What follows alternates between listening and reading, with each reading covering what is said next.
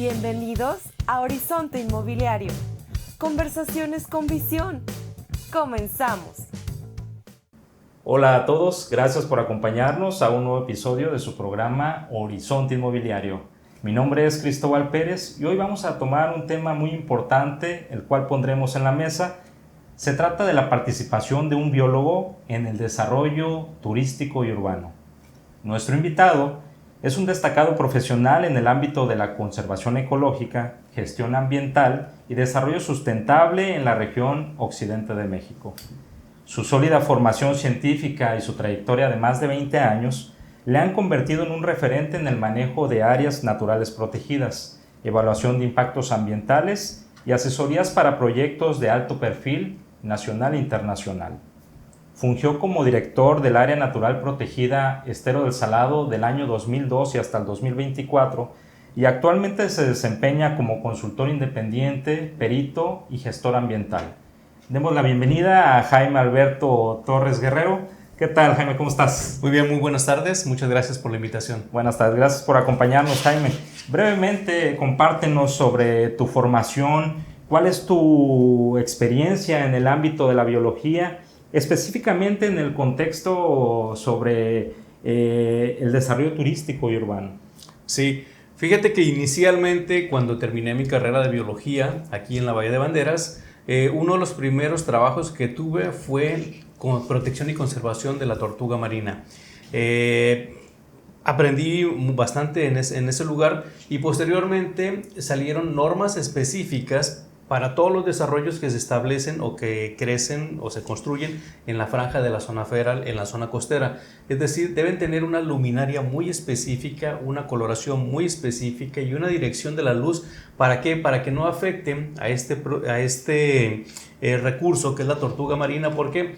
Porque cuando nacen las crías tienen se llama fototropismo positivo, que es ellos siguen la luz. Entonces, cuando nacen las crías y en lugar de seguir la luna o el reflejo de la luna en el mar, ellos siguen las lámparas o que pueden estar en los desarrollos, y eso puede generar que las crías tarden toda la noche en llegar hacia esa lámpara y resulta que nunca llegaron al mar, sale el sol y quedan desprotegidas y llegan todos los depredadores que pueden ser aves, mapaches, perros, gatos, etcétera, y alimentarse de ellas. Entonces, justamente este tipo de medidas que pueden ser muy sencillas, como utilizar luminaria específica de acuerdo a la norma, puede garantizar apoyar o contribuir en la conservación de las tortugas marinas, y eso para toda la franja de costera del país aplica esa normativa, y estamos hablando solamente de una norma. Correcto. México tiene muchas normas específicas que van a depender de cada especie y va a depender de en dónde se ubica cada uno de los proyectos.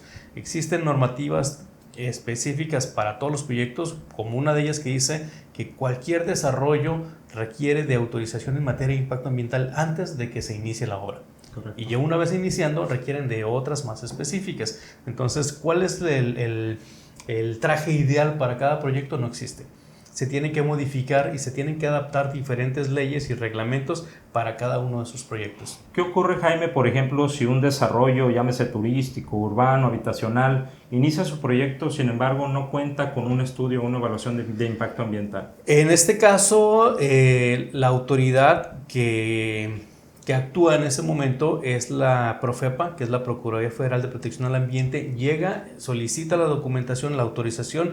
En caso de no contar, se inicia un procedimiento administrativo y puede tener una clausura total o parcial. Puede ser temporal o definitiva. Okay. Entonces, va a depender de la gravedad de lo que se esté afectando, pero pueden tener una detención por completa del proyecto. ¿Cuánto puede tardar? Pues puede tardar de 6 hasta 3, 4 años. Okay. Entonces tú como desarrollador, si no tienes definido la certeza de que vas a poder construir, pues necesitas darle un respaldo claro, al inversionista. Necesitas toda esa documentación, y para poder justamente realizar las inversiones se requieren de los estudios de impacto ambiental.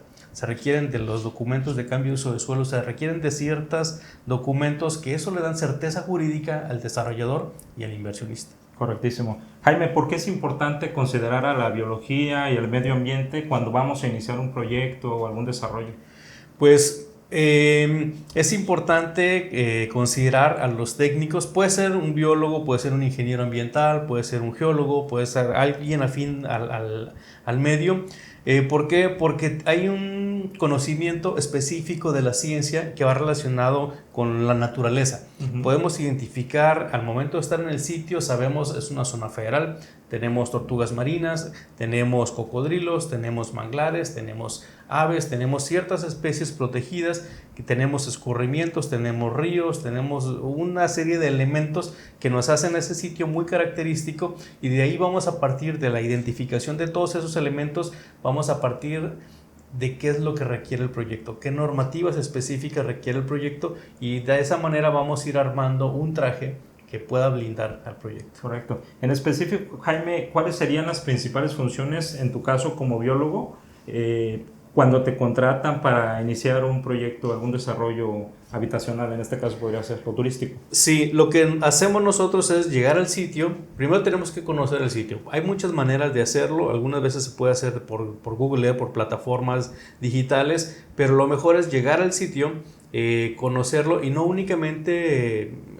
específicamente el lote, sino que hay que caminar alrededor para poder identificar, juntamente con lo que comentaba, algunos escurrimientos, alguna presencia de ciertos reptiles, tortugas, que de repente, si es temporada de estiaje, pero si vemos algunas depresiones, vamos a encontrar algunas tortugas todavía enterradas esperando que salga el agua, ¿no? Entonces, esa es la parte importante, saber identificar cuáles son los elementos naturales que se encuentran en el sitio, aun cuando en ese momento no se encuentran. Okay. Entonces, eso es lo importante, y desde ahí se puede establecer una base, comenzar a hacer una, pues no una teoría, sino una ruta crítica de qué es lo que se quiere llegar. Obviamente se quieren obtener la construcción, se requieren de los permisos, pero para poder llegar a obtener esos permisos, ¿qué se requiere? Se requiere de un geólogo, porque hay un estudio, hay un escurrimiento, se requiere de un estudio hidrológico, necesitamos saber cuánta agua ahí viene, que si es necesario canalizar ese escurrimiento, si es necesario recuperar algunos ejemplares de ahí. Entonces requerimos de biólogos técnicos para hacer un rescate de fauna de ese sitio, para hacer un ahuyentamiento, para hacer un diagnóstico del sitio. Entonces desde ahí comienza a hacer un análisis de qué es lo que se requiere para poder llegar al objetivo, y es parte de lo que hacen los biólogos, trabajar a la par con...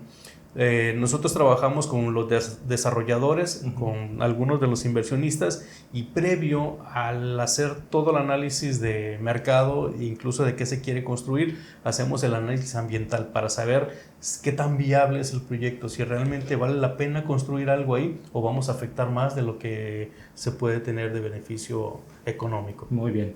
En ese sentido, hablando ya del proyecto y demás, ¿podrías darnos algunos ejemplos de algunos impactos ambientales que has encontrado en algunos de tus proyectos? Algo, bueno, no sé, ¿qué es lo más común que nos encontramos en materia de impactos ambientales? Sí, lo que es común y que te vas a encontrar en todos los proyectos, eso sí, incluso hasta en casa, es la generación de residuos. Generación de residuos, vámonos por residuos domésticos. Vamos a generar en las primeras etapas poquitas bolsitas de lonche, basurita, etcétera. Pero una vez que ya inicie la construcción en forma y que esté construyéndose, vamos a encontrar restos de construcción, de demolición, y esos ya son residuos sólidos de manejo especial. Los domésticos son competencia municipal, los de residuos sólidos de manejo especial son competencia estatal, y la maquinaria que se encuentra trabajando, que generan grasas, aceites, combustibles, derrames, que puede haber derrames de aceite o de combustible, y que estamos obligados a tener un almacén temporal de residuos peligrosos, eso es competencia de la federación. Entonces, esos tres impactos, que si de manera coloquial lo podemos resumir como residuos, siempre se dan en todas las obras. Okay. No importa el tamaño que tengan, lo vamos a tener en menor o mayor medida, pero siempre va a haber residuos. Correcto. ¿El ruido es un impacto ambiental? El ruido es un impacto ambiental, sí, y el ruido pues puede ser tan... Los impactos son clasificables. Hay impactos que son temporales, que son permanentes y que pueden ser incluso unos mitigables, que puedes ayudarlos a disminuir, y hay algunos que son residuales. Los residuales son la basura, esos que no se eliminan, solamente los cambias de lugar, etcétera. Pero hay algunos que sí los puedes disminuir, como es el ruido. El ruido también lo vamos a tener presente en muchas de las construcciones y lo podemos disminuir. Existen técnicas para poder disminuir el ruido. Desafortunadamente en México no tenemos una normatividad específica para ruido. Todavía sigue un poquito ambigua, en la que sí nos obliga a tener ciertos decibeles durante las construcciones cercanas a escuelas, cercanas a hospitales, cercanos a algunos donde se reúnen muchas personas, pero sigue siendo un poquito ambigua todavía la normatividad en ruido, pero sí es un impacto. Sí es un impacto, y si es un impacto serio, o sea, en realidad puede generar tanta afectación a la salud de las personas que hasta te pueden volver loco, ¿no? Correcto. ¿Cómo se puede equilibrar la necesidad del desarrollo urbano con la conservación de la diversidad y los recursos naturales? Sí, mira, hay un ejemplo aquí en esta zona de la Bahía de Banderas, que cada vez que llueve se inunda. Son zonas que se inundan. Sabemos que estamos en un valle, sabemos que había canales de riego, sabíamos que había escurrimientos. Hay desarrollos muy bonitos, muy grandes dentro de la Bahía de Banderas, pero que eran lagunas. Entonces, cuando llega un biólogo y detecta la zona, comienza a hacer el sondeo y dice, ¿sabes qué? Aquí hay escurrimientos, hay que mantenerlos. Pero el biólogo se encarga de manera general de plantas, animales, etcétera, de esa interacción, pero no puede determinar qué tanto flujo va a llegar. Entonces dice, ¿sabes qué? Requerimos de un hidrólogo. A ver, hidrólogo o geólogo, necesitamos determinar este cauce que está aquí, que si te gusta son de 500 metros, es pequeño, ahorita fluye muy bien el agua, se filtra muy bien el agua, pero esos 500 metros en 20 años que ya no tenga filtración, que ya no tenga hacia dónde seguirse, ¿dónde va a quedar? ¿Cuáles son las construcciones? ¿Cuáles son los niveles que vamos a tener en esta zona? ¿Debemos construir en donde estamos o debemos elevarnos? Y todo eso influye en tu proyecto. Ok, muy bien. ¿Qué papel juegan los espacios verdes, Jaime, cuando vamos a llevar a cabo una construcción? ¿Es importante dejar espacios verdes? Sí, son importantes dejar estos espacios verdes porque no es una necesidad paisajística, pero también una necesidad de sobrevivencia, ¿no? Requerimos oxígeno y es mejor tener estos espacios verdes. ¿Qué hacemos nosotros? En muchos de los proyectos que hacemos, hacemos un inventario de cada uno de los ejemplares que tenemos en el proyecto. Durante el cambio de uso de suelo o durante ese proceso que es el más intenso o el de mayor afectación, que es cuando retiras la vegetación, para poder quitar esa capa vegetal, porque no puedes construir sobre ese suelo porque se fracturan todas las casas, tienes que retirar ese suelo, y para poderlo retirar necesitas retirar los ejemplares arbóreos. Entonces todos esos árboles, en lugar de tirarlos, puedes conservarlos en un vivero temporal y posteriormente reubicarlos en diferentes partes del proyecto, ¿no? Pueden ser en los parques o en las vialidades. Pero al final de cuentas, si lo quieres ver en costo, sí, te ahorras un dinero en comprar árboles ya de 5 metros. Si ya los tienes ahí, no tiene caso tirarlos. Entonces tienes tu vivero temporal y lo regresas. Entonces, muchos desarrolladores compran árboles pequeñitos de 1 metro, 1,5 metros y los colocan, y para poder llegar a desarrollarse necesitan más de 20 años, y para poder generar todas las condiciones que puede dar un árbol de salud, de alimento, refugio para otros ejemplares de animales, oxígeno, pues requiere de bastante tiempo. Entonces, si ya lo tienes, ¿para qué destruirlo? Mejor consérvalo y después lo reubicas al proyecto. Entonces, la respuesta, repito, sí, es muy importante tener los espacios naturales verdes, y si los puedes conservar y después esparcirlos en el proyecto, es genial. Y en materia, por ejemplo, de las especies animales, ¿cómo es que hacen? ¿Algo similar? Sí, durante ese proceso, repito, cuando se hace ese cambio de uso de suelo, cuando se retira la vegetación, es lo más impactante tanto para los animales como para las personas, porque ves completamente cómo se destruye. Entonces, lo que se hace es un ahuyentamiento de fauna. Ingresan grupos de personas, antes de que ingrese el equipo de trabajo, ingresan ellos, hacen labores de ahuyentamiento para que se vayan las especies que puedan irse, mamíferos, pequeños mamíferos, algunas aves, pero siempre quedan los reptiles. los reptiles no se pueden desplazar rápidamente. Entonces la segunda etapa de ese ahuyentamiento es regresar y comenzar a capturar esos ejemplares que no se pudieron desplazar, para capturarlos y reubicarlos en otro sitio cercano que cuente con las condiciones suficientes para conservarlos. Una vez que ya está el sitio desarrollado, ese ahuyentamiento o esos animales hay que regresarlos al sitio, si es que lo permiten las áreas verdes. Por eso es importante tener áreas verdes. Correctísimo, Jaime. Oye, algo bien importante, ¿cómo involucrar a la gente local, a los turistas en el cuidado del medio ambiente en este sentido? Directamente con los proyectos es complicado, porque también hay normatividad de seguridad de higiene en los proyectos, y para que las personas puedan ingresar deben cumplir con ciertas características, que es utilizar casco, chaleco, botas, tener seguro, un montón de cosas, y es complicado hacerlo directamente con los desarrolladores. Pero a través de los desarrolladores y a través de los gestores que están haciendo sus proyectos ambientales, están casi en todos los estudios de impacto ambiental, están obligados a tener proyectos de colaboración con la sociedad local. Okay. Y justamente eso es uno de los impactos sociales, benéficos sociales, que se tiene que apoyar no nada más al proyecto donde se desarrolla, sino que en la comunidad en donde se está desarrollando, para que no únicamente haya un desarrollo puntual, sino que ese desarrollo, ese crecimiento se dé también alrededor del mismo. Okay. Y de esa manera se pueda llegar a tener una sociedad más acorde con el desarrollo, más amigable, y pues al final de cuentas se desarrolle económicamente, ambientalmente y socialmente, ¿no? Que son los tres pilares de lo que es el desarrollo sustentable. Bien.